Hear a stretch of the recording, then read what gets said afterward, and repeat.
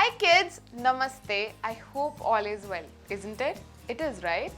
And as I bring you so many fun stories, today also I brought a story for such children who speak too much unnecessarily and all the people who speak unnecessarily. Whether it is useful or not, whether it is right time to talk or not.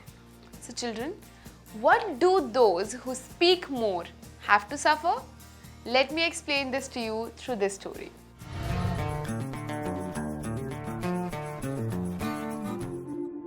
Children, it is a very ancient story where a turtle lived in a lake. The turtle was friend with the pair of swans. The tortoise were very talkative. He had a terrible habit of talking about things.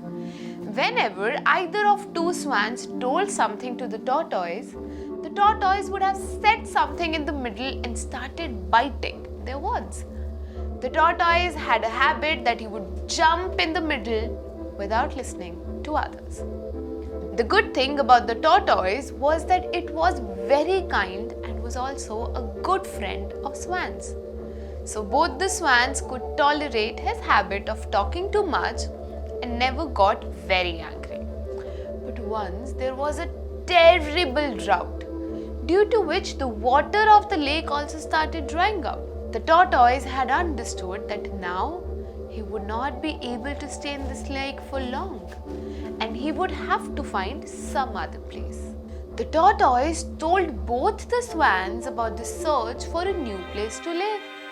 The swans listened to the turtle and they had started looking for a new place for the turtle. One day, the pair of swans came to the tortoise and said, "Friend, we have found a new lake for you to live in. You can live there comfortably, but that lake is 150 kilometers away from here."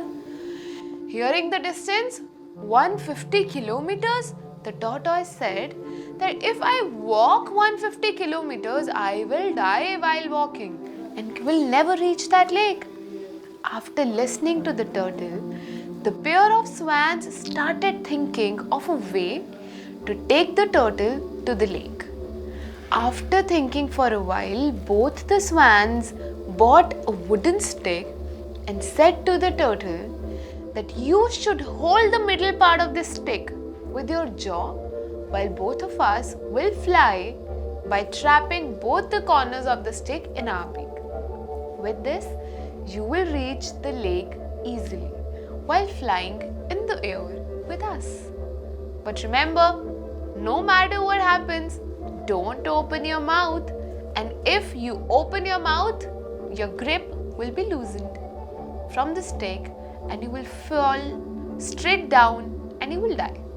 The tortoise obeyed the two swans and agreed to go with them. Both the swans grabbed both the corners of the stick and started flying while the tortoise kept the middle part of the stick in its mouth. Both of them went a long way, and the tortoise was thrilled to see the earth from the sky because he had never seen such a sight before. The tortoise wanted to tell this to both the swans, but he would have remembered their warning and stopped himself from speaking. Both the swans and the tortoise passed over a town while flying. The people of the village were surprised to see that both the swans were flying with the tortoise. A crowd of people gathered in the village and all eyes were upwards. Everyone was talking about the swan and the tortoise. Seeing this, tortoise was also surprised and the thought came to his mind that why are these people looking at us like this and what are they talking about? He had never seen people looking at him like this before. Even after 1,000,000 attempts, the tortoise could not stop himself from speaking. And as soon as the tortoise opened its mouth to speak, its grip was released from the stick and it fell to the ground. He died as soon as he fell to the ground. The swans felt very sad that even after explaining a lot of times, the tortoise could not understand when to open its mouth and when not. Because of which, he had to lose his life. And so, children, did you like the story?